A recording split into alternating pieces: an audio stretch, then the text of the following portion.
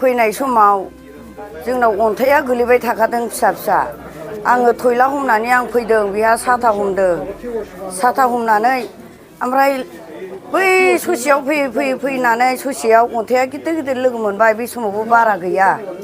जेला जों जायनि न'आव एब्रेनो नागिरो होमबासो बारा हुर फैनानै गय बिफाङा बायनानै गोलैबाय आरो ओमफ्राय आंखौ बे गय बिलाइया आंखौ खोबजोबदों आंहाबो ग्रुप खुग्लुबदों बेबायदि जादों दखानाव आं भिन्दि फानहैदों बेहा फाथो मैगं लांदों मैथा लांदों बेहा मा दखान सेलेखा दखान बेहायसो जों जाखायो दखानखौ बेसे सम जाखोमोन समा माने बे बारबो बारबाय अखाबो हाबाय नालाय खोमसि नुदों आरो ओमफ्राय जोंनि आखायाव मबाइलबो गैया घरिबो गैया नालाय जों टाइमखौ मिथिया गोमाजानायनि सुबुंनि मुङा मा गोमाजानायनि सुबुंनि मुङा बे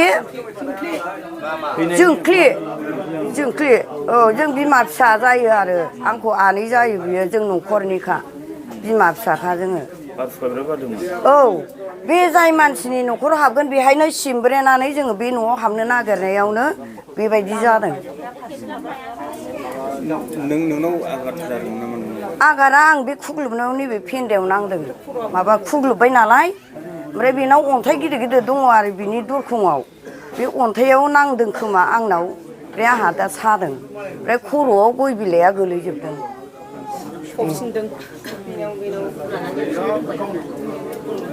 खिथाहैनो हागोन आरो आङो दा एफारा बियो गोदानै एफआरए मोननाय अथराइज मोनसे भिलेज बे आन्डार फरेस्ट भिलेजनि आन्डारावनो गोग्लैयो मोनसे पार्ट दा बिसोरो रेभिनिउ हल्डार बिसोरो गावसिनि हानि खाजोनाजोंनो फरेस्ट डिपार्टमेन्टआव होनानै बाहाय रायजो जानानै दङ बिसोरो कनसार्न भिलेज आरो डिउ फार्मेसनाव बिसोर थादों दा बे जायगायाव थांनाय हरनि बारहुंखा आरो सारअन्थाइ गोग्लैनायनि जुनैहाय फांसे गय बिफाङा न'नि खाथियाव दंमोन हिसाबै बे गय बिफाङा बारहुंखाजों बायनानै न'आव होख्रेमनानै बै न'खरनि श्री माने जोंख्लि बसुमतारीनि न'आव सासे माने जोंख्लि बसुमतारीनि जिउआ सोरगोआरि जानाङो दा बे बेलायाव जोङो दिनैहाय सरकार तरफनिफ्राय जोङो फरेस्ट डिपार्टमेन्टनि जानानै फैदों जोंहा बेबायदि जुदि अघटनाव नेचारेल कालामिटिसजों सोरबा जिउ गोमायोबा सोरबा जुनारजों बुथार जायोब्ला बेनि थाखाय माने मिनिमाम लेभेलनि मोनसे जों सरकारनिफ्राय अनसुंथाइ होयो दिनैहाय बिथांनि जिउ गोमानायाव सरकारा 2 लाखनिफ्राय 4 लाखसिम जुदि जेन्युइन ओंखारोब्ला बेसिम सरकारा बेनो अनसुंथाइ होगोन बै न'खरनो भिक्टिमाइज फेमिलिनो आरो बेजों लोगोसे थारमाने डिपार्टमेन्टआ हायोबा बिनि न' बायजादोंब्ला आरो गुबुन माने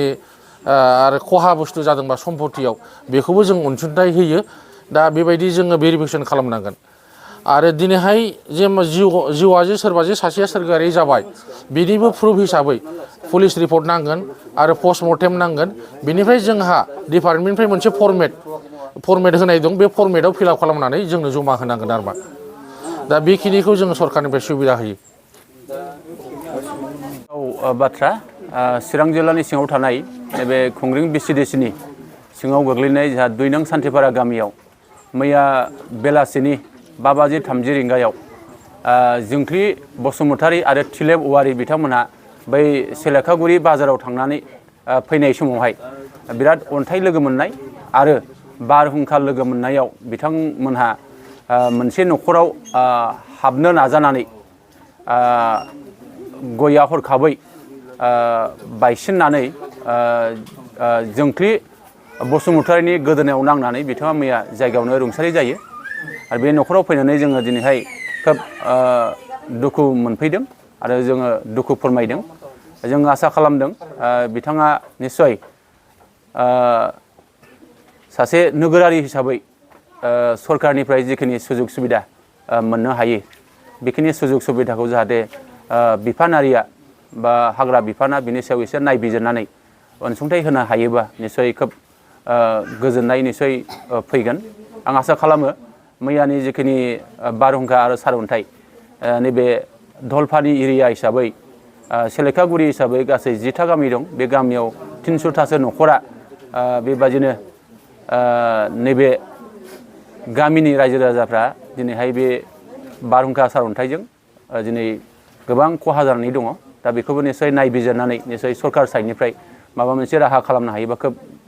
गोजोनथाव जागोन बेखिनिखौ आङो खावलायगोन आरो मोनसेल' आङो खावलायनो लुबैदों जोंनि 14 नं चिरांदुवार समस्ति हिसाबै जोंनाव गोबां गामिफ्राव बेबादि सारअन्थाइ आरो बांहुंखाजों खहा जानांनाय जों न'खरफोर दिनै नुनो मोनदों आरो बेखौबो थाबैनो बिफानारिया जाहाथे सार्भे खालामनानै नायबिजिरनानै बिथांमोननि जे खहानि सायाव एसे अनसुंथाइ जुदि होनो हायोबा निसय बै खहा जानांनाय न'खरफ्रा मोजां फारसे फैफिनगोन आं बेखौ मिजिं खालामो